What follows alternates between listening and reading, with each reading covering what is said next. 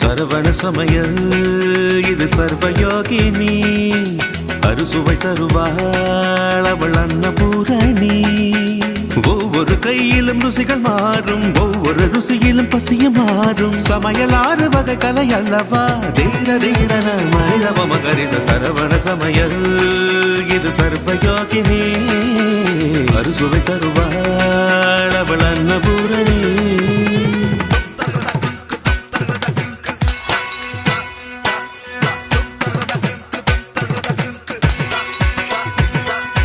எதில் உண்டு கணக்கு, நீ நெருப்ப குறைச்சு வணக்கு. பருப்பு வெந்ததும் வாசம் வந்ததும் பாசம் சேர்த்து எனக்கு.